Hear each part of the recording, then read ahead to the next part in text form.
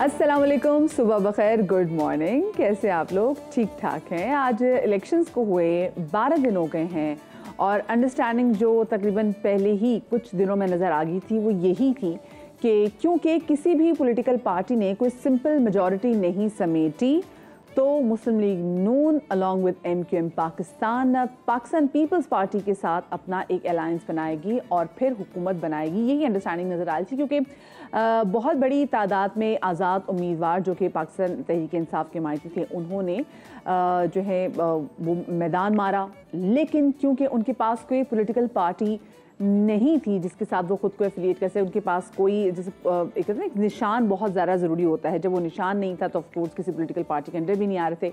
तो अब फाइनली कल ऐसा हुआ, हमने पहले देखा कि वो MWM के साथ शमूलियत इख्तियार करना चाह रहे थे, उनके साथ बातचीत भी हो रही थी। फिर ख़वातीन की मखसूस नशिस्तों के हवाले से कुछ उनको मसला हो तो कल फिर सुन्नी इत्तेहाद काउंसिल के साथ जाके फाइनली वो जाके बैठ गए हैं। बार बार पाकिस्तान तहरीक इंसाफ की जानिब से ऐसे बयान सामने आ रहे हैं जिसको लेके हम कंफ्यूज हो रहे हैं। कभी वो कह रहे हैं जी हम जाके पंजाब हुकूमत में, पंजाब असम्बली में और कौमी असम्बली में जाके अपोजिशन में बैठ जाएंगे, और फिर कभी कहते हैं जी हमारे पास इतनी बड़ी तादाद में लोग मौजूद हैं, हम बनाने जा रहे हैं जी हुकूमत।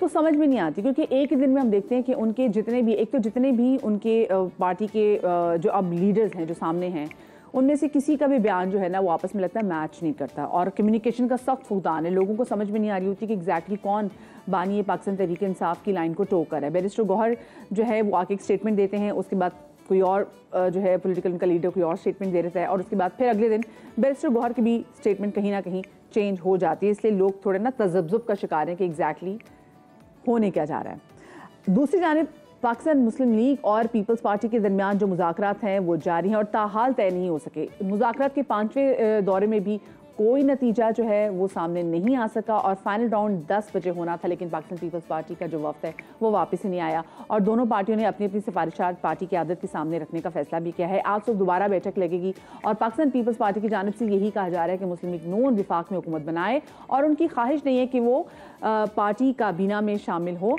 हाँ, काबीना में शामिल नहीं होना चाहते, बट येस चारों गवर्नर्स उनके हों, स्पीकर कौमी असेंबली उनका हो, चेयरमैन सेनेट उनका हो और सदर मुमलिकत भी उनका हो। ये बात उनकी जानिब से कह दी गई, यानी कि तमाम द साइनिंग अथॉरिटी उनके पास हो, लेकिन हाँ वो कैबिनेट में आके नहीं बैठेंगे। ये पाकिस्तान पीपल्स पार्टी की जानिब से कहा जा रहा है।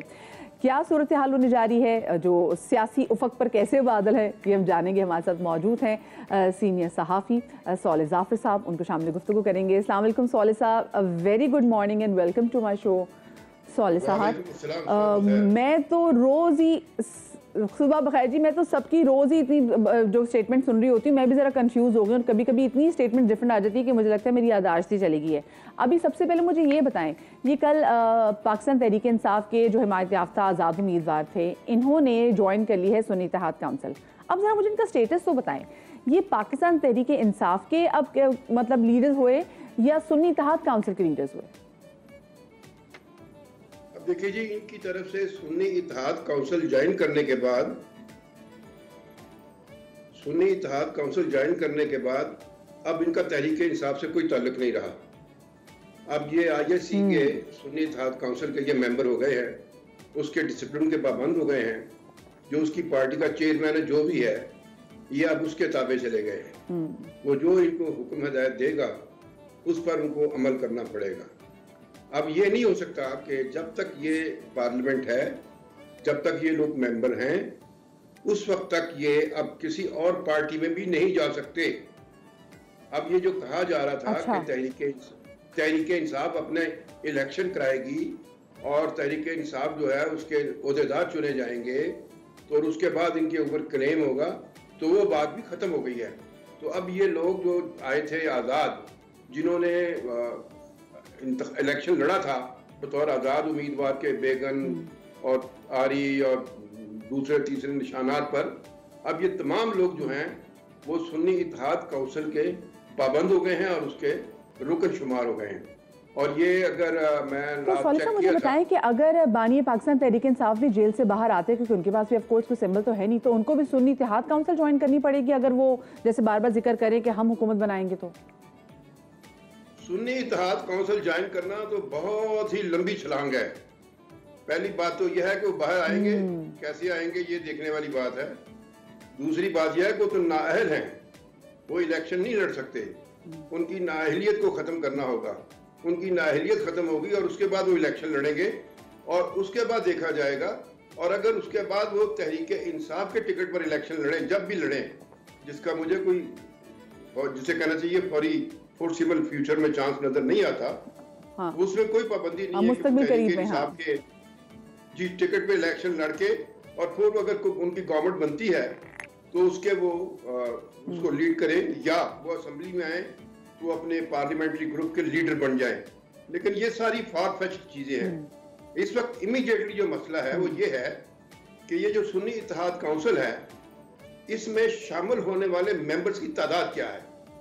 इनका क्लेम ये था कि हम सबसे बड़ी पार्टी हैं, हम इनकी तादाद 92-94 बताई जाती थी, लेकिन आप हैरान होंगी कि सिर्फ 50 मेंबर्स ने अपनी सुन्नी इत्तेहाद काउंसिल से शमूलियत इख्तियार की है, जिसका मतलब ये हुआ कि अब इनकी जो पार्लियामेंट्री पार्टी है वो अब तीसरे नंबर पर आ गई है। पहले नंबर पर पाकिस्तान मुस्लिम लीग एन, दूसरे पर पीपल्स पार्टी और ये लोग तीसरे नंबर पर आ गए हैं 50 मेंबर्स के साथ। और उसके बाद एमक्यूएम पाकिस्तान। जी जी जी, तो सुन्नी इत्तेहाद काउंसिल जिसे क्या जो भी आप इसका नाम है, एक तो कमाल है, वो इतना नया नाम है कि अभी हमें जुबान पे इसको रजिस्टर में टाइम लगेगा। तो ये इस तरीके से ये जी जी इस तरीके से ये सुन्नी इत्तेहाद काउंसिल अल मारूफ तहरीक इंसाफ जो है ये अब तीसरे नंबर की पार्टी है नेशनल असेंबली में। और सूबों में भी पोजीशन ये है कि जो केपीके की असेंबली है उसमें भी ये अक्सरियती पार्टी नहीं है, जिस तरीके से इन्होंने अपने 62-63 नाम दिए हैं वहां के मेंबर्स के लिए। तो इसका मतलब ये हुआ कि अभी तक उनके पास उलझने बहुत है। ये जो कभी कह रहे थे कि हम हुकूमत बनाएंगे, कभी ये कह रहे थे कि हम अपोजिशन में बैठेंगे, अभी तक तो मैं ये समझता हूँ कि उन्हें अपोजिशन में बैठना होगा, लेकिन कौन सी अपोजिशन में बैठेंगे। क्या ऐसा तो नहीं है कि अगर खुदा ना खास्ता किसी असेंबली में कोई ऐसी अपोजिशन हो जिनके मेंबर्स की तादाद इनके मेंबर्स की तादाद से ज्यादा हो, तो अपोजिशन की लीडरशिप भी इनको नहीं मिलेगी। ये भी थोड़ी सी आगे की चलकर की बात है। बाकी आपकी जो परेशानी है कि हुकूमत क्यों नहीं पढ़ रही, यानी कि नंबर गेम्स इनकी ऐसी नहीं है कि जो बार बार ये मुसलसल बात कर रहे हैं और एक तरीके से नैरेटिव देने की कोशिश कर रहे हैं कि जी हम हुकूमत बनाने जा रहे हैं, तो वो ऐसा कुछ होने नहीं जा रहा, बिकॉज उनकी नंबर गेम्स के हवाले से वो भी बड़ी वीक जमात है अगर देखा जाए। क्योंकि पहले नंबर पर आपने जैसे बात की मुस्लिम लीग नून, आगे दैन पाकिस्तान पीपल्स पार्टी, दैन सुन्नी इत्तेहाद काउंसिल और उसके बाद एमक्यूएम पाकिस्तान भी आ जाती है। मुझे बताएं दूसरी जानिब जो इस पोजीशन में है कि वो हुकूमत बना सकते हैं, what are they waiting for. हम देख रहे हैं कि मुस्लिम लीग नून और पाकिस्तान पीपल्स पार्टी जो है वो इनके मुज़ाकरात जो हैं वो जारी हैं। ऐसा लग रहा है कि जैसे मुफाहमती सियासत पे काम कर रहे हैं जरदारी साहब और Bilawal Bhutto Zardari, not so very मुफाहमती सियासत पे जो है वो काम कर रहे हैं।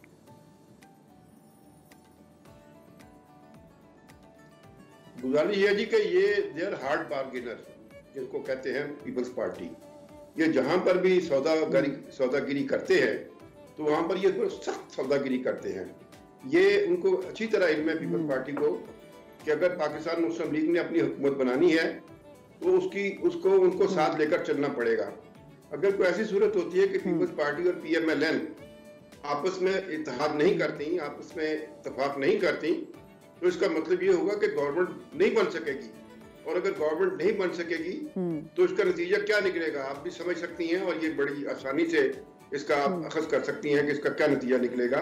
इसका नतीजा निकलेगा कि लेकिन वैसे अगर ये सोचिए, even if you do the maths, चलिए 50 मेंबरान के साथ अगर जाके पाकिस्तान पीपल्स पार्टी के साथ, क्योंकि वैसे तो बानी तहरीक इंसाफ ने कह दिया कि जो उनको किसी ना उन्होंने पीपल्स पार्टी के साथ बैठना है, ना उन्होंने एमक्यूएम के साथ बैठना है, उन्होंने मुस्लिम लीग नून के साथ बैठना है। अगर वो जाके चले जमा तफरीक में अगर हम देखें वो जाके ज्वाइन कर भी लेते सुन्नी इत्तेहाद काउंसिल वालों को, तो उनके पास कितने नंबर बन जाएंगे? 110 बन जाएंगे, मैक्सिमम 110 नंबर बन जाएंगे। उससे भी क्या वो फिर इस पोजीशन में होंगे कि हुकूमत फॉर्म कर सकें? पीपल्स पार्टी की बात भी क्या ऑप्शन है? काउंसिल के पास भी अब जाएंगे तो सुन्नी इत्तेहाद काउंसिल के जो मेंबर्स हैं उनकी तादाद भी 50 है। 50 और 50 मिला के 104 बनेंगे इनके, और 104 फिर अक्सरियत नहीं बनती। तो लिहाजा ये इनके पास कोई दूसरा रास्ता नहीं है। पीपल्स पार्टी को अपनी शराइत मनवानी है तो उनको कुछ शराइत माननी भी पड़ेगी, इसलिए कि पीपल्स पार्टी की बड़ी अशद जरूरत है। पहली कि सिंध का गवर्नर उनका हो, दूसरी कि मुल्क का प्रेसिडेंट उनका हो, तीसरी अब वो थोड़ा दर्जा बदर्जा नीचे आ जाते हैं उनकी ज़रूरियात के लिहाज से। नेशनल असम्बली का स्पीकर वो चाहते हैं, सेनेट का चेयरमैन चाहते हैं, अगर ये ना हो तो फिर गवर्नर चारों उनके हों। तो ये सब चीज़ें ऐसा तो पॉसिबल नहीं है कि आप प्राइम मिनिस्टर का वोट देकर ये सब कुछ हासिल कर सके। इसके लिए इनको थोड़ा सा प्रैग्मेटिक होना पड़ेगा, रियलिस्टिक होना पड़ेगा, ज़मीनी हक़ाइक़ के साथ अपनी मुताबिकत पैदा करनी पड़ेगी। तो ये पॉसिबल नहीं है। मैं आपको एक बात मालूमात की बुनियाद पर अर्ज़ करना चाहता हूँ कि प्रेसिडेंट का जो ओहदा है, प्रेसिडेंट का जो ऑफिस है, वो पाकिस्तान मुस्लिम, ये मैं पहली मरतबा आपको बता रहा हूँ, शायद कहीं आपने ना पढ़ा होगा ना सुना होगा, पाकिस्तान मुस्लिम लीग एंड बिस्मिल्लाह MKM पाकिस्तान और दूसरे ग्रुप जो हैं वो ये चाहते हैं कि इस मरतबा मुल्क का प्रेसिडेंट नॉन पोलिटिकल हो, बड़ी कदावर शख्सियत हो लेकिन पोलिटिकल ना हो, क्योंकि उनका बड़ा तल्ख तजर्बा हुआ है प्रेसिडेंट आउटगोइंग प्रेसिडेंट के साथ। तो वो चाहते हैं कि प्रेसिडेंट कोई ऐसा शख्स होना चाहिए जिसकी कोई पोलिटिकल एफिलिएशन ना हो। तो ये बात अगर PMLN ने अपनी मनवा ली तो फिर तो मैं समझता हूँ कि आसिफ जरदारी साहब का जो केस है वो इतना मजबूत नहीं रहेगा सदर बनने के लिए। और आसिफ जरदारी साहब की सेहत भी, मैं कम लोग इस पर डिस्कस करते हैं, वो इतनी अच्छी नहीं है कि वो ईवान सदर में बैठकर सुकून से मामलात को चला सके।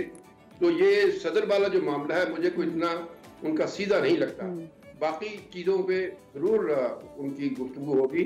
और मैं आपकी खिदमत में ये भी अर्ज करना चाहूँगा कि किसी भी पार्लियामेंट में जो स्पीकर होता है वो रूलिंग पार्टी के अलावा किसी दूसरे ग्रुप का नहीं हो सकता, अखलाकी तौर पे नहीं होना चाहिए, क्योंकि लेजिस्लेशन के लिए, हाउस चलाने के लिए स्पीकर का रोल जो है वो सबसे ज्यादा जरूरी होता है, सबसे ज्यादा अहम होता है। अगर स्पीकर रूलिंग पार्टी का ना हो तो किसी भी वक्त कोई मुश्किल पैदा हो सकती है।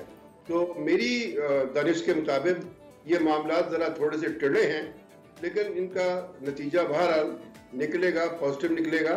ये अगर अच्छा साहब, ये हमें मालूम है कि कौन हुकूमत साथ में बनाने चाह रहे हैं। ऑफ कोर्स अभी इनकी बार्गेनिंग इतनी चल रही है, वो इनकी बार्गेनिंग जमा तफरीक इनकी खत्म हो तो फिर हुकूमत के हवाले से भी सोचें, क्योंकि देखें हुकूमत का ना बनना, ये इतना बड़ा फैसला ना आना, हमारे देखने के हमारी मैशत कितनी जो है वो सफ़र कर रही है, हमारा रुपया जो है उसमें गिरावट हो रही है, हमारी स्टॉक मार्केट की सिचुएशन भी आपके सामने है। सो वैसे आप क्या एक्सपेक्ट करें कि जो आज जो इंपॉर्टेंट मीटिंग होने जा रही है वो नतीजा के साबित होगी, और जितनी बड़ी बड़ी पोलिटिकल लीडरान है ये इस बात को भी देखेंगे कि भाई कितना ज़रूरी है इस वक्त हमारे मुल्क की मैशत को सहारा देने के लिए एक सर्टेनिटी की कितनी ज़रूरत है। मदिया, मैं एक बात आपको अर्ज कर दूं कि कोई भी पार्टी गवर्नमेंट ना बनने की जिम्मेदारी भी कबूल करने के लिए तैयार नहीं होगी, क्योंकि बहुत बड़ा इल्जाम होगा, ये बहुत बड़ा दोष होगा कि अगर कोई पार्टी जिम्मेदार हो जाए, बन जाए कि उसने मुल्क में हुकूमत नहीं बनने दी, ये भी बहुत बड़ा संगीन इल्जाम होगा और इसकी जवाबदेही उनको करना पड़ेगी। और इसके लिए कोई भी पार्टी जो है इनमें चारों में तैयार नहीं होगी। बाकी जहां तक इनका कोई मुतहम्मिल नहीं हो सकती पॉलिटिकल साफ को लेकर, पार्टी का जी मुतहम्मिल नहीं हो सकती। और PMLN जो है वो ज़हनी तौर पर तैयार है गवर्नमेंट के बाहर बैठने के लिए। PMLN गवर्नमेंट से बाहर बैठने के लिए तैयार है, और बशर्ते के कोई और हुकूमत बनाने की पोजीशन में हो तो ये इसलिए आप ये नहीं कह सकते कि PMLN जो है वो गवर्नमेंट बनाने के लिए मरे जा रही है, ऐसी बात नहीं है। ठीक है कि मुल्क की सियासत, मुल्क के मफादात ये डिमांड करते हैं।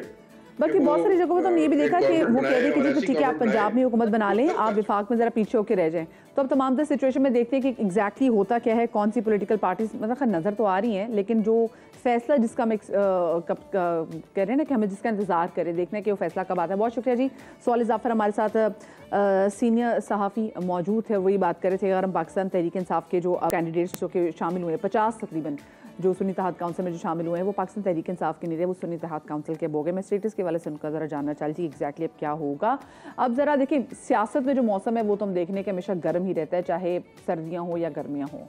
तो सोचा कि क्यों ना मैं असल जो मौसम के वाले से आपसे बात करूँ, क्योंकि जो असल मौसम है वो अगर मैं गलियात की बात करूँ तो वहाँ तो बहुत ही ठंडा है। मुल्क के मुख्तलिफ शहरों में मौसम की क्या सूरत हाल है हमेशा की तरह इस मरतबा भी कराची वालों के लिए जो मौसम सरमा है ये एक उम्मीद ही रहा।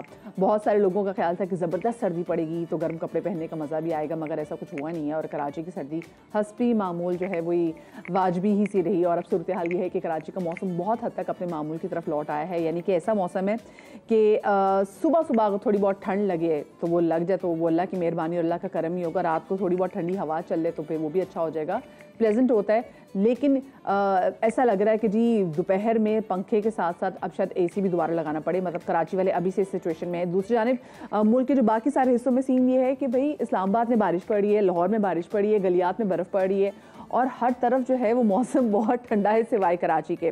तो मैं आपके साथ ज़रा शेयर करती चलूँ क्योंकि जब बर्फ़ पड़ी है गलियात में, बर्फ़ जो है वो काफ़ी बड़ी है, तो वहाँ पे सजा है स्नो फेस्टिवल और आसमान से गिरते गालों ने मौसम का लुत्फ़ जो है वो दुबाला कर दिया है। फिर भला बच्चे हों या ख़वातीन एंजॉय ना करते, सभी ने दिल भर के मौसम को खूब जो है एंजॉय किया। नथिया गली से आतिफ कयूम की रिपोर्ट देखते हैं। नथिया गली में GDA के ज़ेरे एहतमाम 2 रोज़ा फेस्टिवल शुरू। सयाहों की ठंडे ठार माहौल में मौज मस्ती, बर्फ पर स्लाइडिंग के मजे, निशानेबाजी पर भी खूब हाथ साफ किया। मंकी जंप और ड्यो बंक पर भी रश रहा। हमने ट्यूबिंग किए, जंपिंग किए, जिप लाइन किए, अभी स्नो फाइट करेंगे, डांसिंग किया है, बहुत मजा आई। हमारा ये 2 दिन का इवेंट है जिसको हमने स्नो फेस्टिवल और विंटर फेस्टिवल का नाम दिया है। मकसद हमारा ये था कि इस इलाके में जो है टूरिज्म को प्रमोट करने के लिए हमने इस तरीके की एक्टिविटीज़ का इनेकाद किया है। ये 2 दिन पे मुहित है पर इसमें काफ़ी ज़्यादा हमने एक्टिविटीज़ रखी हैं लोगों के लिए। सयाहों ने भंगड़े भी डाले। इतवार को मुख्तलिफ खेलों में भी हिस्सा लेंगे। आतिफ कयूम, समा,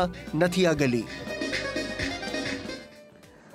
तो जनाब ये स्नो फेस्टिवल में जो रुई के जिनको गाल कहा जाता है, मैं गाल कहेगी आपको पता चला तेज़ी में, तो वो आपने देखा कि जब वो गिरते हैं तो वो कितने खूबसूरत लगते हैं और कितनी बड़ी तादाद में यहाँ पर सयाह भी मौजूद थे जो उसको एंजॉय कर रहे थे।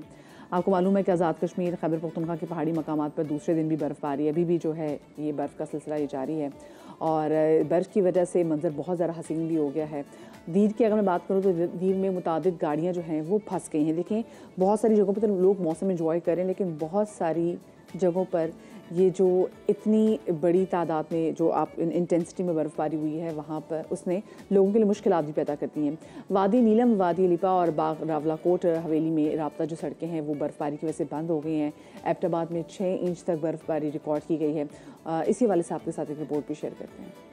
जन्नत नज़ीर वादी गलियात में फिर बर्फबारी। अयूबिया नथिया गली डोंगा गली में आसमान से गिरते रुई के गालों से हर मंजर सफेद पड़ गया। नथिया गली में सजे रंगारंग स्नो फेस्टिवल के दौरान लाइव स्नोफॉल ने समा बांध दिया। सयाह भी झूम उठे। बर्फबारी में मौसीकी का तड़का, नौजवानों के भंगड़े और मौज मस्ती ने फेस्टिवल को 4 चांद लगा दिए। आजाद कश्मीर की हसीन वादी नीलम आबादी लीपा करनाख में भी बर्फबारी, चोटियों ने सफेद चादर ओढ़ ली। बर्फबारी का सिलसिला आइंदा 3 रोज तक जारी रहने का इम्कान है। और जैसे मैं बात कर रही थी ना कि जहाँ एक जानिब खूबसूरत मनाजिर हैं, वहीं दूसरी जानिब खैबर पख्तूनख्वा में तूफ़ानी बारिशों से 6 मकानात की छतें ज़मीन बोस होने से 2 बच्चों समेत खातून समेत 4 अफराद जाँ बहक और 9 अफराद ज़ख्मी हो गए हैं, जबकि पेशावर में नाकिस इंतज़ामात के बायस नाले फूट पड़े हैं। सड़कें तालाब बन गई हैं जिससे दफातर और बच्चों को स्कूल जाने में काफ़ी ज़्यादा मुश्किलात का सामना है। इसी हवाले से मज़ीद रिपोर्ट करें पेशावर से अब्दुर्रहमान। पेशावर में बाराने रहमत शहरियों के लिए आजमाइश बन गई। बारिश से शहर झलथल हो गया, नदी नाले फूट पड़े और सड़कें तालाब का मंजर पेश करने लगी। शहर भर की सड़कों पर 2-2 फुट पानी खड़ा होने से मुताद्दिद गाड़ियां बंद हो गई और दीगर फंसी रहीं। शहरियों को दफातर और बच्चों को तालीमी इदारों में जाना मुश्किल हो गया। अभी देख लो ये सारी गाड़ी पीछे खड़ी है, ये सब की सब बारिश की वजह से बंद हो गई। इस सुबह हम 7 बजे आए हैं इधर और गोरा कब्रिस्तान से लेकर इधर तक सारा सड़क जो है पानी से भरा हुआ है। आज हमारा पेपर था और बारिश की वजह से हमारा जो सड़कें थी बंद हो गई, जिस वजह से हमारा पेपर भी नहीं हो सका। WSSP एहलकार सड़कों पर पानी जमा होने का मलबा निकासी आपके नाकिस निज़ाम पर डालते रहे। जब से BRT बना हुआ है, हमारा यह मसला बना हुआ है, हमने PDA वालों से भी किया, मुख्तलिफ इदारों से भी कहा, हमारा WSSP वाला इसमें लगे रहते हैं, मगर क्या करें, इसके साथ कुछ भी नहीं हो सकता। हमने कहा कि बड़े नाले बनाओ, वो भी नहीं बनती। पेशावर में अब तक 18 मिलीमीटर बारिश रिकॉर्ड की गई, जबकि मौसम का हाल बताने वालों का कहना है कि बारिश का सिलसिला रात तक जारी रहने का इम्कान है। कैमरामैन आबिद खान के साथ अब्दुर्रहमान, समा, पेशावर। अच्छा जी, लाहौर में भी आपको पता है लाहौर में भी बारिश हुई है, वहाँ पे मौसम ज़रा ठंडा हो गया है और इस्लामाबाद में भी कल बहुत बारिश हुई है और आज भी बारिश का इम्कान है और बहुत सारी जगहों पे बारिश हो रही है। सारा दिन आज का ये बताया जा रहा है वेदर में कि बारिश होती रहेगी और तेज़ बारिश होगी। जो ताज़ा तरीन सूरत हाल है वो जान लेते हैं। हमारे साथ मौजूद है हमारे नुमाइंदे उमर आसिफ। उमर, ये बताएगा कि कैसा इस वक्त मौसम है इस्लामाबाद का? आज बिल्कुल मदिया, इस्लामाबाद में सियासी पारा तो चढ़ता जा रहा है, लेकिन साथ साथ अगर मौसम की बात करें तो बड़ा दिलकश हो गया। रात गए बड़ी बेहतरीन बारिश हुई जिसकी वजह से जो टेम्परेचर है वो कम हो गया और इस टाइम बड़ी खूबसूरत धूप निकली हुई है जिसे अहलियाने रावलपिंडी और इस्लामाबाद बड़े बेहतरीन अंदाज में एंजॉय कर सकती है। पार्क्स में जाके फैमिली के साथ आप बैठ के माल्टे भी खा सकते हैं और इस धूप को एंजॉय कर सकते हैं। अगर दीगर मुल्क की बात की जाए, बलूचिस्तान के चंद अजला में बारिश और बर्फबारी का इम्कान है। साथ साथ गलियात और मरी में जो मुकामात है वहाँ पे मजीद बर्फबारी बताई है। सयाह वहाँ जाके अपना वक्त मजीद एंजॉय कर सकते हैं। महकमा मौसमियात का एक कहना है कि जो भी सयाह जहाँ भी का भी रुख करें पहले वेदर एडवाइजरी को देखें फिर आए। साथ साथ शहर इक़्तिदार की बात की जाए तो यहाँ पे 6 डिग्री सेंटीग्रेड जो है सबसे कम टेम्परेचर अब तक का रिकॉर्ड किया गया है और खित्ता पठवार समेत इस्लामाबाद ये भी बताया गया है कि मजीद बारिशें होंगी गरज चमक के साथ, जिसमें मुझे उमर ये बताएगा, इस्लामाबाद का वेदर ऐसा है कि बहुत सारी पॉलिटिकल जमातें हम देख रहे हैं कि इस्लामाबाद में मौजूद हैं मरकजी हुकूमत फॉर्म करने के लिए। बहुत से लोग ऐसे जो निकलना चाह रहे हैं इस्लामाबाद से निकल नहीं पा रहे, बहुत से लोग इस वक्त इस्लामाबाद पहुंचना चाह रहे हैं और पहुंच नहीं पा रहे। तो ये वेदर जो है कब तक ठीक हो जाएगा, फ्लाइट ऑपरेशन कब तक रूटीन में आ जाएगा?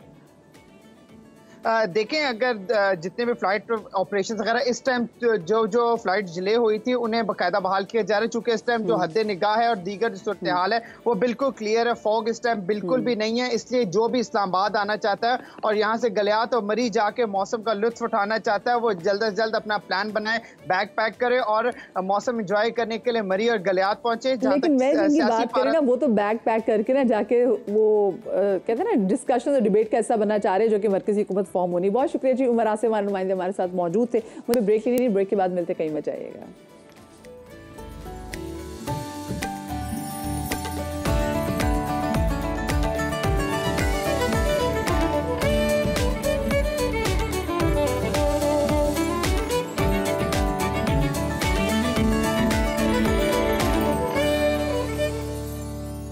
Welcome back after the break. Karachi में लिटरेचर फेस्टिवल 16 से 18 फरवरी तक जारी रहा और फेस्टिवल की खास बात ये थी कि इसमें पाकिस्तान भर से आने वाले अदीबों और शायरों के अलावा 8 ममालिक से ताल्लुक़ रखने वाले तरक्की पसंद और बाशऊर मेहमानों ने भी शिरकत की।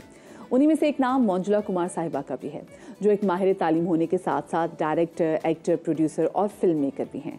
इसके साथ साथ वो ग्लोबल परफॉर्मिंग आर्ट्स की सदर और एग्जीक्यूटिव डायरेक्टर भी हैं।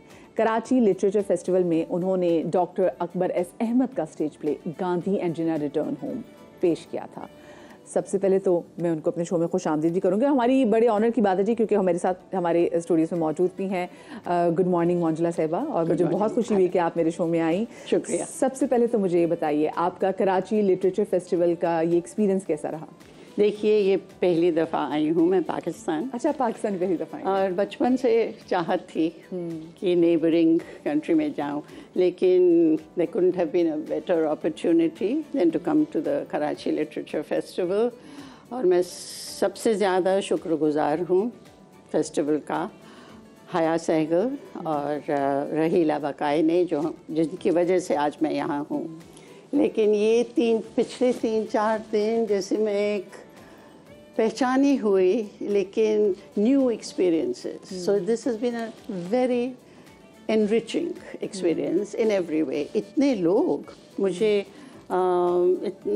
ये उम्मीद नहीं थी कि इस तादाद में लोग आएंगे और इतने सेशंस और वो जो डिस्कशंस हुई हैं और इतने खुले आम हर मौजू पे जो हुए हैं। सो उससे तो मैं जैसे कि इतनी ट्रेजर्स लेके जा रही हूँ वापस United States, that this has been really a very enriching experience for me.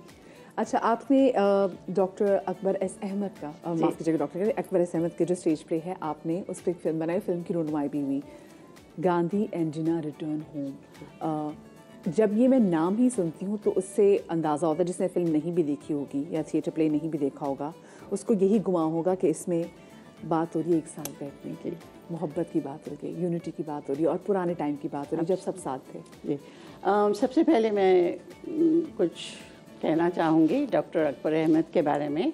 He is the Ibn Khaldun chair of Islamic Studies, American University, Washington DC, internationally recognized scholar, writer, professor. So मैं उनको बहुत इज़्ज़त करती हूँ, मैं उनको भाईजान बोलती हूँ और हम दोनों का काफ़ी अरसे से ये काम जारी है। ये इनका थर्ड प्ले है। पहला था the trial of Dara Shikoh, जो मैंने डायरेक्ट प्रोड्यूस किया था और मुझे जहाँ आरा बेगम बनना था और नूर। लेकिन ये प्ले जो इन्होंने 3 साल पहले मुझे दिया था, और तब मैंने कहा ये सब पार्टीशन, ये सब इतना कुछ हो चुका है, लिख चुके हैं, मूवीज़ बन चुकी हैं, तो अब फिर हम क्या कर रहे हैं। फिर कोविड हो गया 2 साल, उसमें तो ठंडा काम हो गया। फिर पिछले साल से जो आज के हालात हैं दुनिया में, फिर मैंने कहा ये ज़रूरी है, लेकिन इसमें नई चीज़ क्या है, नई बात क्या है। गांधी जी पे फिल्म्स बन चुकी हैं, कितनी किताबें लिख चुके हैं। इस प्ले जो हमने फिल्म वर्जन देखा है, हम शुरुआत करते हैं पार्टीशन से, क्या हुआ कब हुआ, 70 साल पहले हो चुका है। फिर हम सेकंड एक्ट में आज के दौर पे हैं, पाकिस्तान में आज क्या हो रहा है। आज से कतः कलामी की माज़रत अपनी टीम से कहना चाहूँगी कि हम नाम भी ज़रा लिख दें, क्योंकि हमने कराची स्टूडियो लिखे हैं, तो मंजुला कुमार साहिबा जो है हमारे साथ तो मौजूद हैं, ताकि जो देखने वाले लोग हैं उन तक मंजुला साहिबा का नाम भी जाए। Am I pronouncing it right? Absolutely. Please आप कंटिन्यू कीजिएगा जी। तो सेकेंड एक्ट में हम देख रहे हैं कि आज पाकिस्तान में क्या हो रहा है और हिंदुस्तान में क्या हो रहा है। लेकिन जो बहुत ज़रूरी है इस पूरे प्ले फिल्म वर्जन में, इस कल क्या होना चाहिए, और वही क्या वो तो पास्ट है। जी हाँ, जो गांधी और जिन्ना दोनों, of course it's a make believe time period, कि वो बैठे हैं और कह रहे हैं अच्छा हो चुका है। जब तक कि हम लोग, चाहे आप उनको इंडियंस, पाकिस्तानी बोलें, हिंदूज, मुस्लिम्स बोलें, जब तक कि हम अब एक दूसरे को एक्सेप्ट नहीं करेंगे और हम एक वो पूरे प्ले का जो पैगाम है वो है प्यार, मोहब्बत, दोस्ती, अमन के साथ रहिए। और उसमें डराव भी है कि देखिए ये दोनों मुल्कों में न्यूक्लियर पावर्स हैं, हाँ। तो वो डर भी है कि हम ये क्यों, फिर इसको मैंने थोड़ा यूनिवर्सलाइज भी किया है कि दुनिया में, और जिन्ना साहब कहते हैं आखिर में कि the whole world should give up nuclear weapons. We want peace in the world. हम इस इलाके में तो कह ही रहे हैं, and that is the most important message that we want to convey, not only to our region but across the world. राहिला बकाई साहिबा जो हमारे शो में आई थी और वो बात कर रही थी कि वो गांधी जिन्ना रिटर्न होम की वहाँ पे रोनुमाई भी होगी फिल्म की, तो हम बड़े एक्साइटेड थे कि हम ज़रूर उसको देखने के लिए जाएंगे, बिकॉज नाम ही ऐसा था कि हम चाहते थे कि उसको जाके देखें भी, फिर ऑफ कोर्स आपका नाम भी। जब इसकी रोनुमाई हुई तो कैसा जो रिस्पॉन्स है ऑडियंस की जानिब से आपको मिला? मैं फिर शुरू यहाँ से, जो आपने कहा कि यूनाइटेड स्टेट्स में जैसे ऑडियंस रिसर्च तो करनी पड़ती, सो जैसे ही मैं कहूँ हमारा नया प्ले है गांधी इन जिन्ना रिटर्न, यू नो अमेजिंग, कुछ लोग तो समझ भी रहे कि क्या है। सो वहाँ लोगों ने बहुत अच्छी तरह, बट डिबेटेबल, यू नो, मुझे ये कमेंट्स भी मिले, ये कमेंट्स भी मिले। यहाँ करीब 400-500 लोगों ने देखी है वो फिल्म, लेकिन इतना पॉजिटिव रिस्पांस, बल्कि एक खातून आई मुझे कहने लगी, आप मंजुला को, मैं लखनऊ से हूँ, मुझे ये, और किसी और ने ये कहा है बहुत ज़रूरी है ये, बल्कि मैं फिर देखूँगी कहाँ है ये, आप फिर से दिखाइए। सो मेरे ख़्याल में तो इतना पॉजिटिव जो हमें रिस्पांस मिला है, और जितने लोग, मुझे इसकी उम्मीद नहीं थी, मैं बल्कि तैयार होके आई थी कि मुझे काफ़ी सारे सवाल होंगे, क्यों, कैसे, और ये सब। लेकिन हम Pakistan has always been very hospitable, और हम स्पेसिफिकली बहुत लुक फॉरवर्ड भी करते हैं जब भी ऐसा कोई अदबी मेला सजता है। और पाकिस्तान और इंडिया के दरमियान जो पॉलिटिकल जो ताल्लुकात जहाँ पर ख़राब होते हैं उसका हमें नुकसान ये भी हुआ कि जो हमारे अदब को हमें लगता है बड़ा नुकसान पहुँचा, हमारे मेलों को। ऐसे जैसे जश्न रेख्ता के वाले से अगर मैं बात करूँ, वो पाकिस्तान में होना था, उसके बाद वो नहीं हो सका बिकॉज दोनों ममालिक से बड़े बड़े जो अदबी शख्सियात हैं, लिटरेरी शख्सियात हैं, वो आती हैं और तभी इस मेले में जान भी आती है।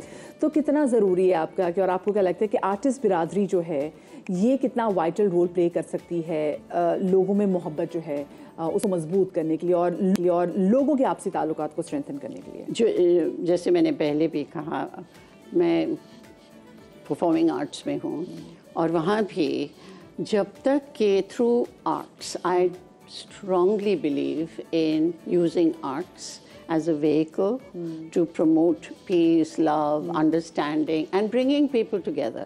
और हम लोगों में तो वैसे ही इतनी commonalities हैं कि हम एक नई ज़बान या कोई एक नया पहनावा, खाना पीना कुछ नहीं कर रहे हैं। तो जब इतना कुछ कॉमन में है तो हम I do believe कि आर्ट्स, चाहे आप शायरी कहिए, इतने सेशंस में कितनी शायरी मुझे बांधे हुए हैं, चाहे ड्रामा जो हमारे ड्रामा था, लिटरेचर फेस्टिवल को मैं बस यही कहना चाहूँगी, थोड़ा सा और इसको खोलिए कि फिल्म और ड्रामा शायद वक्त की वजह से नहीं हो सका, उससे उस एक्सचेंज से ये दोनों मुल्कों में, क्या मैं तो कहती हूँ पूरी दुनिया में, और यही मेरा काम है स्मिथसोनियन इंस्टीट्यूशन में कि वहाँ तो नए ज़बाने, नए कल्चर्स को मिलाना, multi cultural and interfaith, it's very important. अच्छा, आप क्योंकि कराची हैं, मुझे बताएं कराची में अब तक कहाँ आप जा चुकी हैं, क्या कुछ आप खा चुकी हैं और पाकिस्तानी की हॉस्पिटैलिटी आपको कैसी लगी? जी, क्या जवाब दूँ कि मुझे तो आज सुबह मैंने अपनी बेटी से कह रही थी मुझे वापस आने का मन नहीं कर रहा, मुझे यहाँ इतनी प्यार मोहब्बत और आपके खाने का क्या जवाब दें, लाजवाब। तो लेकिन फेस्टिवल में इतनी मसरूफियत थी कि ज़्यादा वक्त नहीं मिला मुझे। देखा, मेरे एक दोस्त ले गए थे मुझे संडे सुबह, ऑफ कोर्स मज़ार, जिन्ना की मज़ार पे ज़रूर जाना था, म्यूज़ियम्स देखे मैंने जो yes, this was such a unique architecture in Karachi, but basically Karachi makes an impression as a bustling, city. इतने लोग हैं, हर तरह के लोग हैं, और पहनावा यहाँ मैं देखती हूँ, अच्छा ये भी है, वो भी है, ये भी है, so it's the holistic and the whole impression of and people's hospitality I will take with Thank me you so much. all over. Thank you so much. हमारे साथ मौजूदा कुमार साहिबा मौजूद थे, बहुत अच्छा लगा कि आप पाकिस्तान और आपने बहुत ज़्यादा enjoy भी किया, and we look forward to see you again inshallah in Pakistan. मुझे एक ज़हरा निगाह ने सुनाया था एक सेशन पे, जाते हुए धूप कहने लगी इंतज़ार करना, मैं फिर आऊँगी, मैं फिर आऊँगी। That's beautiful, that's beautiful. Thank you so much जी। मोंचला जी हमारे साथ मौजूद थी। क्विकली ज़रा मैं स्टॉक मार्केट का रुख भी कर लेती हूँ कि वहाँ पे एग्जैक्टली क्या सिचुएशन है, क्योंकि अभी तक ये समझ में नहीं आ रही कि जी जो पाकिस्तान मुस्लिम लीग और पीपल्स पार्टी मिलकर बैठ भी रहे हैं, कब तक नतीजा खेज चीज़ें सामने आएंगी। हमारे नुमाइंदे रिजवान आलम हमारे साथ मौजूद है, उनसे जान लेते हैं कि आज स्टॉक मार्केट की क्या सिचुएशन है। रिजवान, कल तो हमने देखा कि रुपए में बहुत गिरावट हुई थी, आज क्या सिचुएशन है मार्केट में?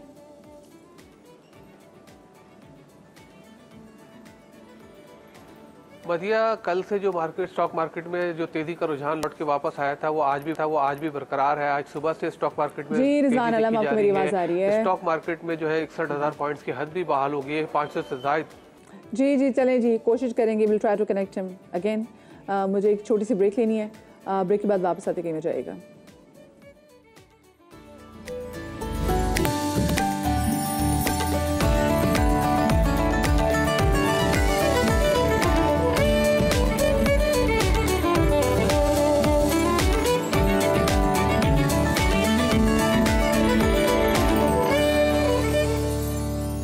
Welcome back after the break. और ब्रेक के बाद अब मुझे बात करनी है PSL सीजन 9 के हवाले से, जिसमें कल हुआ तीसरा मैच, और ये मैच था क्वेटा ग्लैडिएटर्स और लाहौर कलंदर्स के दरमियान, और लाहौर कलंदर्स को मुसलसल दूसरी शिकस्त हुई है। क्वेटा ग्लैडिएटर्स ने 5 विकेटों से हराकर दूसरी कामयाबी समेटी है। ख्वाजा नाफे ने नाकाबिल शिकस्त 60 रन स्कोर किए हैं। और लाहौर के कजाफी स्टेडियम में खेले गए मैच में कलंदर्स के कप्तान शाहीन अफरीदी ने टॉस जीता और पहले बैटिंग का फैसला किया। जो तमाम से सूरत हाल बनी, क्या कुछ लाहौर कलंदर्स की गलतियां थी, ये जान लेते हैं। हाफिज इमरान हमारे स्पोर्ट्स एनालिस्ट हमारे साथ मौजूद भी हैं। अस्सलाम वालेकुम हाफिज इमरान, वेरी गुड मॉर्निंग। ये बताएं आपकी टीम ने कल क्या गलती कर दी भाई लाहौर कलंदर्स ने?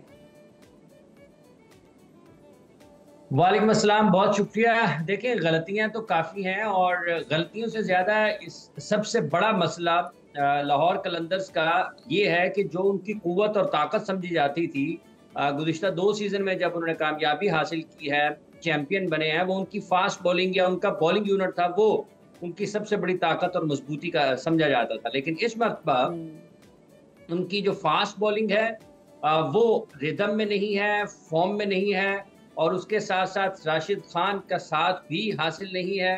फारिस अच्छी गेंदबाजी नहीं कर पा रहे हैं, शाहीन अच्छी गेंदबाजी नहीं कर पा रहे हैं, जमान अच्छी गेंदबाजी नहीं कर पा रहे हैं और इन सबसे बढ़कर जब ये तीनों भी अच्छा परफॉर्म नहीं कर पा रहे हैं तो फिर राशिद खान भी नहीं है।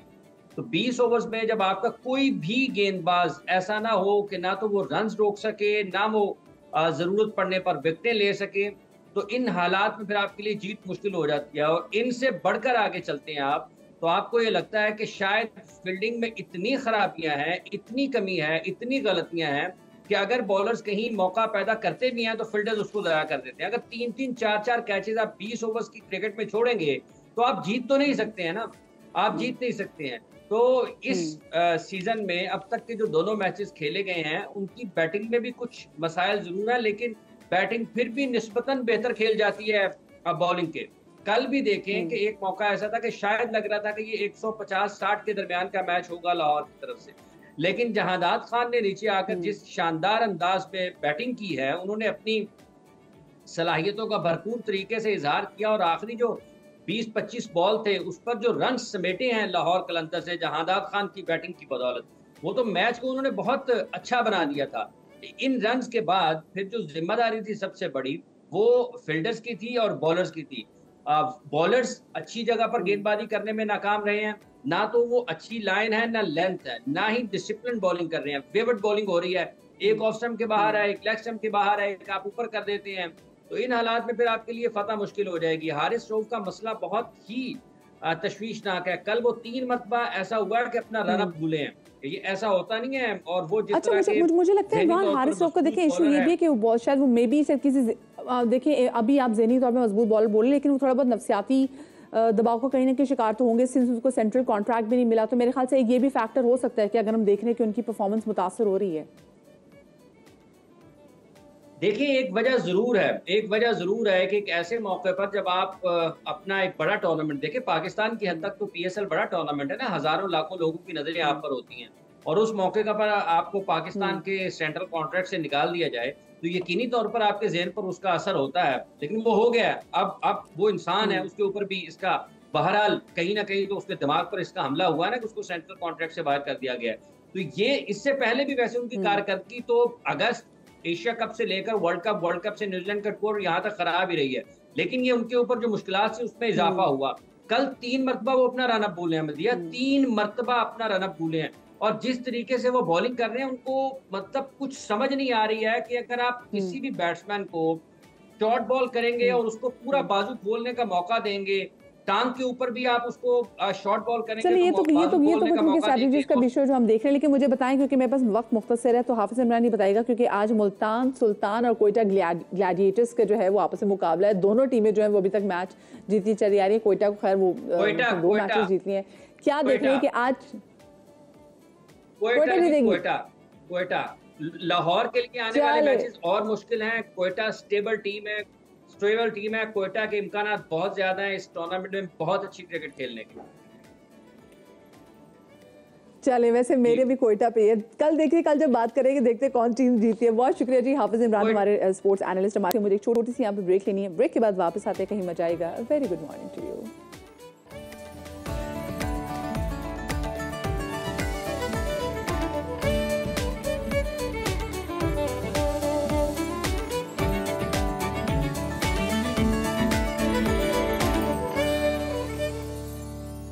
Welcome back after the break. और ब्रेक के बाद बात करूँगी एक नहायत ही अहम मौजू के हवाले से। हम बात करेंगे क्लाइमेट चेंज के हवाले से। दुनिया भर में क्लाइमेट चेंज एक बहुत बड़ा मसला है और क्लाइमेट चेंज के रिप्रिकॉशंस भी हम देख रहे हैं कि कितने स्ट्रॉन्ग और एविडेंट अब हमारे सामने आने लग गए हैं। लोग फास्ट फैशन के हवाले से बात करें कि भाई फास्ट फैशन जो है इसको तर्क करना चाहिए। बहुत सारी ऐसी चीज़ें जो कि हम अपनी इंडिविजुअल कैपेसिटी में कर सकते हैं, अपने इस धरती माँ पे जहाँ पे इसमें हम रहते हैं उसको बेहतर करने में, अपनी आबो हवा को बेहतर करने के लिए, ताकि हमारी जो आने वाली नस्लें हैं हम उनको एक अच्छी साफ़ प्योर फ़िज़ा दें जीने के लिए। ये जो आप इतने एडवर्स किस्म के देख रहे हैं ना कि मौसम अब हो गए हैं, सर्दियाँ बहुत देर से हो रही हैं, जो है गर्मियाँ वो बहुत ज़्यादा शिद्दत से पड़ रही हैं, ये सब का एक बहुत बड़ा रीज़न है, वो है climate change. And climate change is real. इसी बड़े कॉज को लेकर आज फ्रेयर हॉल में एक बहुत ही ज़बरदस्त आर्ट की एग्ज़िबिशन होने जा रही है, जिसका मकसद ये है कि आर्ट के प्लेटफॉर्म से, आर्ट के मीडियम के तवस्सुत से लोगों को क्लाइमेट चेंज के हवाले से आगाह किया जा सके। आज शाम 4 बजे से शाम 7 बजे तक फ्रेयर हॉल कराची में ये इवेंट होने जा रहा है, जिसे आर्ट फॉर क्लाइमेट चेंज का नाम दिया गया है। इस इवेंट का एहतमाम पाकिस्तान की मारूफ आर्ट लवर महरीन इलाही ने किया है और महरीन इलाही इस वक्त मेरे साथ मेरे स्टूडियोज़ में मौजूद भी हैं। उन्हीं से इस तफसीलात जानते हैं। अस्सलाम वालेकुम महरीन साहिबा। वालेकुम सलाम। Welcome to my show. सबसे पहले तो मुझे ये बताएं जी, क्यों ज़रूरत दरपेश आई, आपको ऐसा क्या लगा कि आपने कहा कि हाँ, वैसे तो ऑफकोर्स लोग आपको जानते भी हैं, आपका अपना जो आपकी आर्ट गैलरी भी है मजमुआ के नाम से, लेकिन आपको क्यों लगा कि अब इट्स अ राइट टाइम कि अब मैं आर्ट को इस्तेमाल करूं क्लाइमेट चेंज के हवाले से अवेयरनेस लाने के लिए? लेट मी मैं इसको ज़रा अच्छी तरह आपको समझाना चाहूँगी कि असल में कुछ चंद सालों से हम रुझान देख रहे हैं कि काफ़ी ज़बरदस्त माहौलियाती तब्दीली आ रही है पाकिस्तान में, और ख़ास तौर पे जो हीट वेव्स का सिलसिला है, फिर मैनग्रोव्स देखें किस तरह डिप्लीट हो रहे हैं, जिनको रोकना चाहिए। इतनी बुरी तरह फ्लड्स पूरे पाकिस्तान को अफेक्ट कर रहे हैं, कितनी जानें ज़ाया हुई, कितना रकबा ज़ाया हुआ, जानवर ज़ाया हुए। तो हम मतलब हमारी कोई प्लानिंग नहीं, कोई स्ट्रेटजी नहीं है अनफॉर्चुनेटली। हमारा एग्रीकल्चर सफ़र कर रहा है, एंड स्पेशली आवर एग्रीकल्चर। और किसान जो गरीब लोग हैं, जो असल में हमें खाना हमें मुहैया करते हैं, वेजिटेबल्स वहीं से आती हैं, सब्जियाँ। तो मैंने इसको बहुत सालों से मैं प्लानिंग में हूँ कि इसको किया जाए, but I was not finding the right people. जैसे कहते हैं ना, तो ये प्रोग्राम जो मैं अकेले नहीं कर रही हूँ, इसमें बहुत बड़ा हाथ है इरम साहिबा जो क्लाइमेट हब की हैं, MCO, और ऑडिसी उनके साथ उनके हस्बैंड है, उनकी कंपनी है। तो हम मिल के इसको हमने सोचा कि किया जाए, और literally it's a spontaneous Endeavour. कोशिश है कि इसको लोगों में मुस्तकिल करके, इस वक्त हमारी स्टार्ट है, मुस्तकिल करके इसमें अवेयरनेस पैदा की जाए आम पब्लिक में। इसलिए हमने फ्रेयर हॉल का इनेकाद किया, क्योंकि वहाँ बहुत सी पब्लिक, आप बच्चे, फैमिलीज़ देखते हैं, और इस प्रोग्राम का करने का मकसद भी यही है कि लोगों तक ये बात पहुंचाई जाए कि आप अपनी नेचर को प्लास्टिक से दूर हों और माहौल में तब्दीली लाने की कोशिश करें। एक आदमी भी ज़ीरो वेस्ट लाइफ की तरफ जाएं, हम इस पर इतनी बात कर चुके हैं। अच्छा, जब भी क्लाइमेट चेंज के वाले से बात करते हैं और हम आर्ट के वाले से बात करते हैं, तो हमारे जहन में हमेशा ना बैनुल-अक़वामी आर्टिस्ट आते हैं, लेकिन आपने अपने इस इवेंट में पाकिस्तानी आर्टिस्ट को इकट्ठा किया है। सो ये आपके लिए मुश्किल मरहला था या फिर ऑलरेडी, क्योंकि मैंने वैसे तो लोगों को जानती हूँ इंडिविजुअल कैपेसिटी में भी जो बहुत काम करें, आपके लिए आसान मरहला था ये? वो आई कैन से बोथ, मैं दोनों कह सकती हूँ, क्योंकि आसान भी था मगर मुश्किल इसलिए कि हमारे पास टाइम फ्रेम कम था और हमें एक चीज़ डिलीवर करनी है at by certain time. So माशाल्लाह I have been able to put together almost 15 to 20 artists who are contributing to this cause, and इंशाल्लाह इससे बड़ा हम करेंगे। हो सकता है हम 40-50 आर्टिस्टों का अप्रैल या मई में करें, और ये हम मुस्तकिल करेंगे इस साल। और इसके अलावा हम सोच रहे हैं documentary films, short films on climate change भी इंट्रोड्यूस करें। और इस प्रोग्राम में आज यूनाइटेड नेशंस की अवार्डेड फिल्म है कॉप के नाम से, ऑन क्लाइमेट चेंज। तो ये एक तरह से कह लें एक अच्छा वो हो जाएगा कि लोगों को पता चलेगा, मुख्तलिफ स्पीकर्स हैं वो बात करेंगे इस पे, उनकी एक्सपीरियंसेस या उनके जो भी उनके जहन में चीज़ें हैं। और दूसरी बात ये है कि इस इंटरेक्शन से जो आर्टिस्ट हैं उनको भी इंकरेजमेंट मिलती है। अच्छा, कितनी तादाद में आर्टिस्ट आपके पास यहाँ पर आ रहे हैं? एटलीस्ट 20 तक तो हैं। अच्छा, और क्योंकि इट्स फॉर एवरीवन, जो भी यहाँ पर आए तो उसको टिकट खरीदने की जरूरत नहीं है? Not really, but just to keep too much of the rush out, हमने एक छोटा सा 100-150 रुपए का रखा है। सही, ठीक है। और जैसे आपने जो फिल्म की रोनुमाई भी, जो डॉक्यूमेंट्री भी जो आज आप लोग प्ले भी करेंगे और जिसका भी आप जिक्र भी कर रही थी, इसका नाम आपने कॉफ रखा है, इसकी लैंग्वेज के वाले से बताएं था, क्योंकि ऑफ कोर्स अगर आम आवाम आएगी तो वो मुझे लगता है कि वो उर्दू में ज्यादा है ये फिल्म, आई थिंक, क्योंकि जो हम बनाने वाले वो पराचा साहब हैं। It's made by mister Paracha, जो पाकिस्तानी है, और उन्होंने ये फिल्म वहाँ यूएन में भेजी थी, जिसको अवार्ड मिला है ऑन क्लाइमेट चेंज।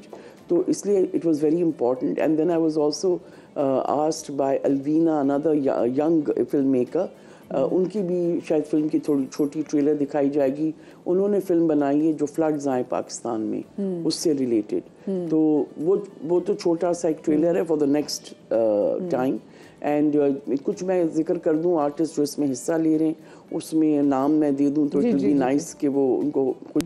तो उसमें फरखंदा शहजाद हैं, राश्ता हैं खैरपुर से, और बहुत सारे अली शाह हैं, फातिमा आरजू हसन हैं, किरण मुगल हैं, और मैं क्या क्या नाम लूँ, काफ़ी सारे हैं। तो बस ये है कि हबीब भोपाली साहब हैं, काफ़ी सारे आर्टिस्ट हैं, they have joined hands to help this cause, and I am very grateful to them कि they have at a very short notice come together for it. और मैं ये कहूँगी कि ये is it only for one day? Because देखिए of course जो आप आर्ट की जो मजमूई आप जमा कर रहे हैं क्लाइमेट चेंज के हवाले से, तो आपको लगता है कि इसको ज़रूरत होगी बाद में आप यूनिवर्सिटीज़ में लेके भी जाएँ, आप उसको स्कूलों में भी लेके जाएँ, ताकि जो तलबा हैं वो उसको देख कर गौर व फिक्र कर सकें। Absolutely, ये तो आपका बहुत brilliant idea है, because you see, unless you take it to the young minds and the youth, उसकी this is the reason we chose this place, क्योंकि उधर mixture है, families आती हैं, बच्चे आते हैं, बड़े आते हैं, और आइंदा हम ज़रूर करेंगे किसी अच्छे, जैसे ऑडिटोरियम में कर लिया जहाँ इंटरेक्शन हो गया लोगों का, या किसी ऐसी जगह विलेज में भी कर लिया हमने। टिकटॉकर्स इतने आते हैं, चले टिकटॉकर्स भी अगर उनकी वीडियो बना के डाल दे तो उनकी भी जो अपनी एक नीश है, उनकी भी जो अपनी ऑडियंस है, वो भी कहेंगे अच्छा भाई ये जो क्लाइमेट चेंज के वाले से बात हो रही है किस बला का नाम है और इस पे क्या करना होता है। बिल्कुल, आम आदमी, आम बच्चे को पता होना चाहिए कि what is climate change, you know, even from the water you drink to what you're eating, and if you're not using, जैसे आप प्लास्टिक के बैग्स यूज़ करते हैं तो वो ना यूज़ करें, आप उससे दूर हो जाएं। एंड जो समंदरों में जो शिप्स ऑयल स्पिल्स करती हैं, उसका कितना बुरा इफेक्ट है on the marine life and on the birds that get stuck in it. अच्छा, फिर उसके अलावा ऑयल स्पिल्स से मतलब एक तरह से वो पूरा एरिया से बात करें, हम समुद्रों में देखते हैं लोग किस तरीके से जो अपना उसके बाद जो फैक्ट्रीज जो हैं वो अपना पानी, जैसे गंदा पानी वो भी छोड़ रही होते हैं, और हम देख रहे होते हैं कि भाई ये फैक्ट्रीज का फुजला आ रहा है, केमिकल जो फुजला। हाँ बिल्कुल, लेदर फैक्ट्रीज खास तौर पे। और एक चीज़ इसमें और मैं क्या कहूँगी, जो प्लास्टिक्स है ना, वो मैं पढ़ रही थी कहीं, तो वो उसकी पता नहीं कितनी उन्होंने बताई है कि कितने इयर्स लगेंगे टू फिनिश दिस। जी, वो इयर्स मैं आपको बताऊं, ये जो प्लास्टिक की थैलियां होती हैं ये हम मर जाएंगे, प्लास्टिक की थैलियां नहीं मरेंगी, ये आप डिग्रेडेबल नहीं है। जी बिल्कुल जी, क्योंकि ये हमारे सिस्टम में रहेंगी, हजार साल रहेंगी। आप देखें कि आंधी तूफान कुछ भी आया आपको, और कुछ लोग बंदे नजर आए ना आए, आपको प्लास्टिक की थैलियां नजर आएंगी, या तो हवा में उड़ते हुए या पानी में बहते हुए। बहुत शुक्रिया जी, एंड बेस्ट ऑफ लक जी। मेरी लाई साहब हमारे साथ मौजूद थी, आज इनकी एग्जीबिशन होने जा रही है आर्ट फॉर क्लाइमेट चेंज, ज़रूर इसको अटेंड कीजिएगा। ये एक बहुत ज़बरदस्त कॉज है, क्योंकि इस वक्त हमारी ज़मीन को हमारी ज़रूरत है, इस ज़मीन को हमारी काविशों की ज़रूरत है, और इस ज़मीन को ज़रूरत है कि हम अपने ही मुस्तकबिल के लिए इस ज़मीन को जो है वो निखारें। और वो हम निखार कैसे सकते हैं कि कम से कम इस ज़मीन को वो दें जो किसको नुकसान पहुंचाती है। प्लास्टिक का कम से कम इस्तेमाल होना चाहिए। फास्ट फैशन के हवाले से बात अब बहुत होनी चाहिए कि भाई फास्ट फैशन जो है वो कितना दुश्मन है हमारे पानी का, हमारे पानी की रिसोर्सेज वो कितनी तेज़ी से ख़त्म कर रहा है। तो इस पर बात करना बहुत ज़्यादा ज़रूरी है। इंशाल्लाह आगे इन कमिंग डेज़ हम फास्ट फैशन के वाले से बात भी करेंगे कि कैसे मतलब पाप और में लॉन के नए जोड़े आते हैं, नई जीन्सें ख़रीद तो लेते हैं, लेकिन आपको पता है कि उसकी फॉर्मेशन में कितना पानी इस्तेमाल होता है। मैं स्पेसिफिकली अगर जीन्स की बात करूँ तो we need to talk about it one day and इंशाल्लाह हम इसी महीने इस पर बात भी करेंगे। अब ज़रा आगे बढ़ते हुए मैं आपको बताऊँ कि पाकिस्तान का शिमाली इलाका है वज़ीरिस्तान, ये 2 हिस्सों पर मुश्तमिल। इनमें से एक हिस्से को शिमाली वज़ीरिस्तान और दूसरे को जनूबी वज़ीरिस्तान कहा जाता है। अब से 10 साल पहले जब वज़ीरिस्तान को दहशतगर्दों ने अपनी पनाहगाह बनाने की कोशिश की तो पाक फ़ौज हरकत में आई और शिमाली वज़ीरिस्तान में जून 2014 में ऑपरेशन ज़रब-ए-अस्ब का आगाज़ किया गया। इन कोशिशों का मकसद मुल्क को असलहे से पाक करना और आतिशमादे पर कंट्रोल हासिल करना था। ISPR के मुताबिक 2014 में जनूबी वज़ीरिस्तान की दारहुकूमत मीरानशाह में सूरत हाल ये थी कि हर कदम पर एक दहशतगर्द मौजूद था, लेकिन फिर वो वक्त भी आया जब अफवाज पाकिस्तान की कोशिशों को कामयाबी का सूरज देखना नसीब हुआ और इस इलाके से दहशतगर्दों का खात्मा हुआ। आज इसी वज़ीरिस्तान में इसके इलाके के बच्चों के लिए मोबाइल स्कूल हरकत करता दिखाई देता है। ये कैसे और इस मोबाइल स्कूल के पीछे क्या सोच थी, इस हवाले से बात करने के लिए हमारे साथ मौजूद है सीनियर जर्नलिस्ट अहमद रसूल। और अहमद रसूल जो है ये एग्जैक्टली उस इलाके में काम भी करते हैं और वहाँ के लोगों को ऑब्जर्व भी करते हैं। उनसे हम इस हवाले से बात भी पूछेंगे। अहमद रसूल ये बताएगा कि पाकिस्तान आर्मी का जो mobile education and infotainment school, ये तो बड़ा दिलचस्प आइडिया नज़र आ रहा है। क्या ये स्कूल मुस्तकिल बुनियादों पर शिमाली वज़ीरिस्तान में मौजूद रहेगा या भी इसको तजुर्बाती बुनियादों पर शुरू किया गया है?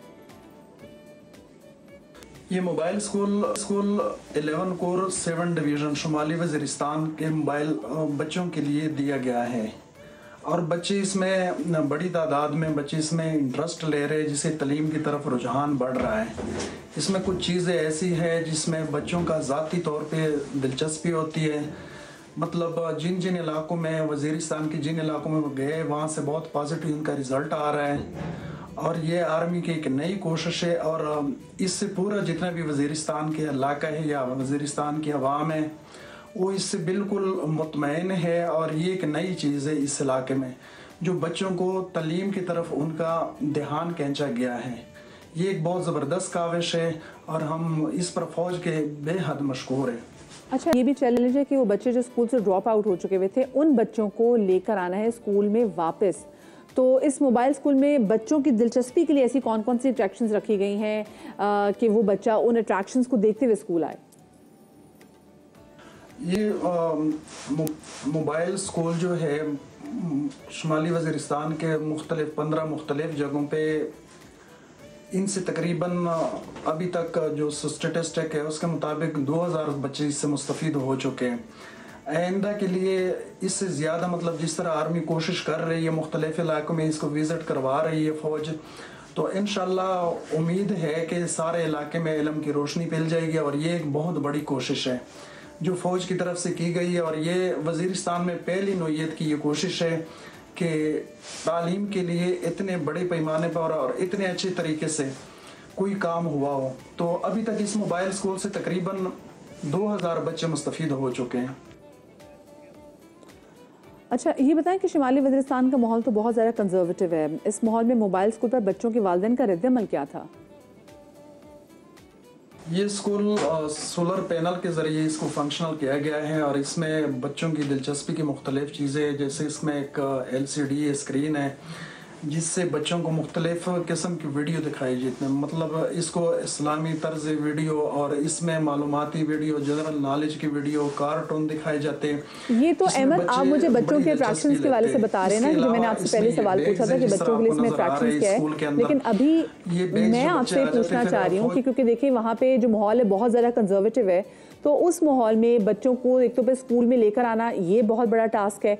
जो वहाँ पे जो पेरेंट्स हैं वो बहुत ज़्यादा कंजर्वेटिव हैं। स्पेसिफिकली अगर मैं गर्ल्स चाइल्ड के वाले से बात करूँ बच्चों की तालीम को लेके, तो इस मोबाइल स्कूल पर बच्चों का रद्द-ए-अमल क्या था? चलो जी, मेरा राब्ता जो है वो मुनक़ता हो गया है अहमद रसूल से और ये बड़ी अच्छी काविश की गई है जनाब कि उन बच्चों को स्कूल के धारे में वापस लेकर आए, वो बच्चे जो ड्रॉप आउट्स हैं, जिन बच्चों ने पैदा होते साथ ही इतनी दहशतगर्दी देखी है। अब जब वहाँ पर पाक फ़ौज ने अमन वहाँ पर कायम किया है तो इन बच्चों का हक बनता है कि बच्चे वापस स्कूल में जाएं और पाक फ़ौज के ही ISPR के ही तवज्जुह से वहाँ पर मोबाइल स्कूल का इनेकाद किया गया है ताकि बच्चे स्कूल वापस जाना शुरू करें। एक छोटी सी ब्रेक लेने, ब्रेक के बाद मिलती हूँ।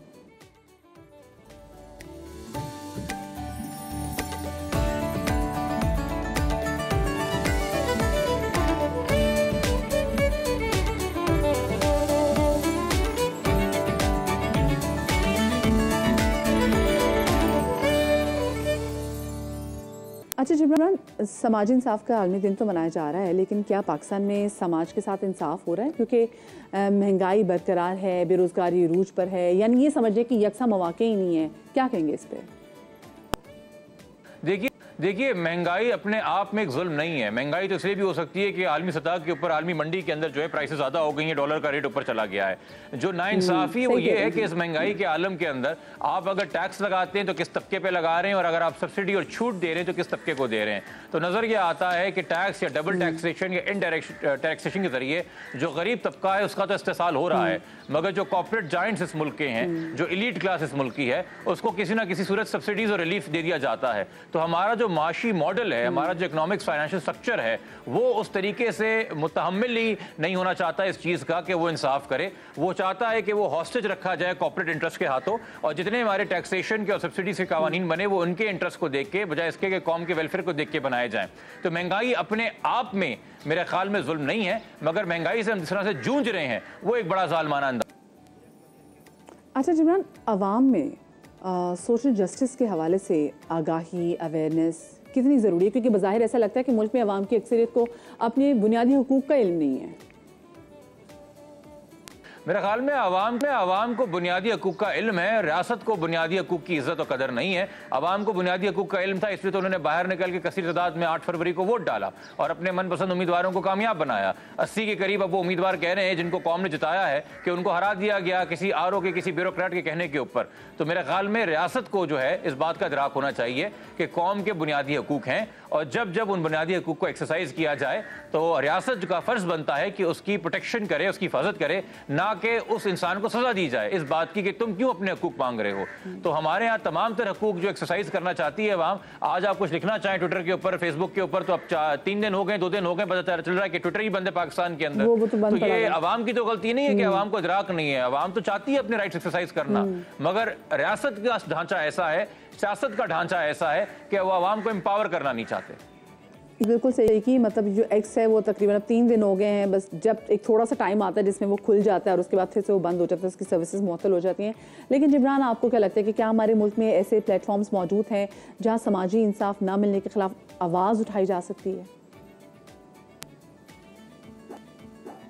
एक प्लेटफॉर्म है जिसको आइन के तहत पार्लियामान कहते हैं, एक दूसरा प्लेटफॉर्म है जिसको आइन के तहत सुप्रीम कोर्ट ऑफ पाकिस्तान कहते हैं, एक तीसरा प्लेटफॉर्म है जिसको हुकूमत वक्त कहते हैं। हुकूमत वक्त तो हमें साल से ऊपर होने को आया है, 2 सूबों में नसीब नहीं है, आधा साल हो गया है वफाक में और क्या कहते हैं सिंध में और बलूचिस्तान में नसीब नहीं है। अदालतों की आप बात करेंगे तो आपने खुद 13 जनवरी का फैसला देख लिया कि कैसे एक मुल्क की मकबूल तरीन सियासी पार्टी को उसके बुनियादी हकूक से महरूम किया गया और उसके नतीजे में उसके तमाम वोटर्स को महरूम किया गया उनसे सिंबल लेके।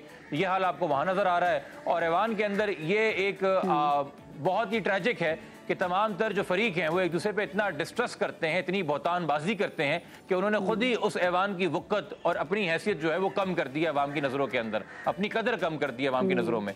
तो एवेन्यूज़ तो बहुत सारे हैं, मगर उन एवेन्यूज़ की हमने उस तरह से कदर नहीं की और उनको उस तरह से इस्तेमाल नहीं किया। सही। अच्छा, सोशल जस्टिस को इंश्योर करने के लिए जिब्रान, आपको क्या लगता है कि हुकूमत किस तरीके से इक़दाम कर सकती है?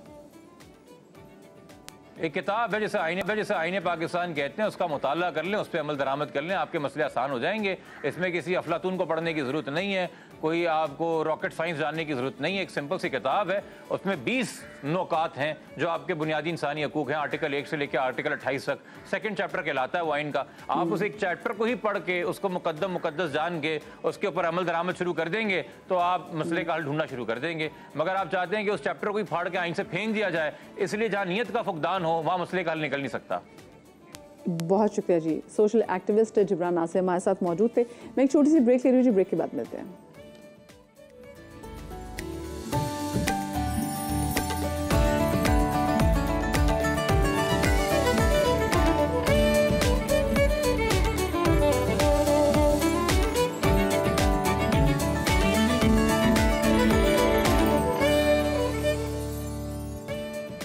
Welcome back after the break. और मोबाइल हमारी ज़िंदगियों में एक बहुत ही अहम प्लेस ले चुका है। सुबह उठे सबसे पहले अपना मोबाइल देखते हैं और मोबाइल्स के बगैर हमारा गुजारा ही नहीं है, बिकॉज इतना इंपॉर्टेंट हमारे लिए मोबाइल है, क्योंकि इस मोबाइल में हमारा कैलकुलेटर भी है, इसमें हमारा कैलेंडर भी है, इसमें हमारी घड़ी भी है, इसमें हमारे पास मैसेजेस भी हैं, और एक इस मोबाइल से हम पूरी दुनिया से कनेक्ट कर सकते हैं। जो ग्लोबल विलेज जो अगर बना है तो वो इस मोबाइल के तवज्जुह से ही बना है। और इस तमाम चीज़ों को देखते हुए मोबाइल के चुनाव बड़ा अहमियत रखता है। Xiaomi एक ऐसा ही मोबाइल फ़ोन कंपनी है जिसने बहुत तेज़ी के साथ तरक्की की मंजिलें भी तय की हैं, और मोबाइल फ़ोन्स के अलावा भी ये कंपनी कई किस्म की प्रोडक्ट्स तैयार करती है। Xiaomi इस बात पर यकीन रखता है कि इजादात सबके लिए हैं, और इसलिए कंपनी हमेशा बेहतरीन प्रोडक्ट्स प्रोड्यूस करती है जो हर एक के बजट में भी आ जाएँ। Redmi Note 13 सीरीज़ हाल ही में पाकिस्तान में बेहतरीन फ़ीचर्स के साथ जो है वो लॉन्च किया गया है, और ये नोट 13 के अंदर 108 मेगापिक्सल ट्रिपल इसका कैमरा भी है, और 120 हर्ट्ज डिस्प्ले है, और इसकी 33 वाट की फास्ट चार्जिंग है। 5000 मेगाहर्ट्ज पावर की बैटरी है इसमें, और इसकी कीमत सिर्फ 54,099 रुपये है। तो फिर What are you waiting for? अपनी तस्वीरों को Redmi 13 के बेहतरीन कैमरे से यादगार बनाएं and buy this phone as soon as possible, क्योंकि अब आपको पता ना कि फ़ोन पे हर चीज़ बनती है। वीलॉगर्स इतने आ गए हैं, और उन तमाम तर वीलॉगर्स की जो हम देखने के एक मौशी जो वो सफ़र अपना तय कर रहे हैं, अपना मौशी करियर बना रहे हैं, वो भी इस मोबाइल के ज़रिए ही बना रहे हैं। आप लोगों से भी यहाँ पर वक्त हो गया इजाज़त लेने का। आप लोग अपना बहुत सारा ख्याल रखिएगा, शाद रहिए, आबाद रहिए। माफ़ कीजिएगा, नहीं हमारे पास अभी दानियाल उमर जो है वो हमारे साथ मौजूद हैं। उनसे खैर मुझे एक और टॉपिक के हवाले से बात करनी है, और वो टॉपिक है जनाब आपकी सेहत के हवाले से, क्योंकि पंजाब में 5 साल से कम उम्र बच्चे बतदरीज नमूने में मुब्तला हो रहे हैं, और एक रोज़ के दौरान 13 बच्चों की मौत रिपोर्ट हुई है। ताज़ा दिन सूरत हाल क्या है? दानियाल उमर हमारे नुमाइंदे हमारे साथ मौजूद हैं। दानियाल, क्या अपडेट्स हैं? अभी तक कुछ सूरत हाल बेहतर नहीं हुई? देखिए मदीहा, सर्दी का जो स्पेल चल रहा था उसमें हमने देखा कि जो नमूनिया के केसेस हैं खासकर 5 साल से कम उम्र बच्चों में, उनमें इजाफा हो रहा है। गुज़श्ता 24 घंटे के दादो-शुमार की अगर हम बात करें तो 13 बच्चों की अमवात रिपोर्ट हुई, जिनमें से 2 बच्चों का ताल्लुक लाहौर से, 2 का शेखुपुरा से, इसी तरह 3 बच्चों का ताल्लुक फैसलाबाद से है। रावलपिंडी, गुजरांवाला और भावलपुर से भी एक बच्चे की जो इंतकाल है वो सरकारी अस्पतालों के अंदर रिपोर्ट हुआ है। महकमा सेहत पंजाब के मुताबिक सिर्फ 24 घंटे के दौरान 300 से ज़ायद केसेस पंजाब भर में, जिनमें से तकरीबन 114 केसेस जो हैं उनका ताल्लुक लाहौर से है। अब केसेस में तो ग्रेजुअली आहिस्ता आहिस्ता से कमी आ रही है, लेकिन जो बच्चे पहले से नमूनिया से मुतासर होकर अस्पतालों में दाखिल हुए हैं उनकी हालत बेहतर नहीं है, क्योंकि अस्पतालों में उनको वेंटिलेटर की भी ज़रूरत पड़ती है। बच्चे छोटे होते हैं तो उनकी इम्यूनिटी जो है वो बहुत कॉम्प्रोमाइज़्ड होती है, वो जल्दी ठीक नहीं हो पाते। इसलिए अब भी जो अमवात रिपोर्ट होने का सिलसिला है वो जारी है। मौसम में तब्दीली आहिस्ता आहिस्ता आ रही है, और जो तिब्बी माहिरीन हैं उनका यही कहना है कि मौसम जब गर्मी की तरफ जाएगा तो जो नमूनिया के केसेस हैं इनमें तो कमी आना शुरू हो जाएगी, लेकिन वालिदैन इस बात का ख्याल लाजमी करें कि नमूनिया से बचाव के लिए जो वैक्सीनेशन है वो लाजमी करवाई जाए, ताकि अपने बच्चों को जिनकी उम्र खासकर 5 साल से कम है उनको नमूनिया जैसे मूजी मर्ज से बचाया जा सके। जी सही, ठीक है।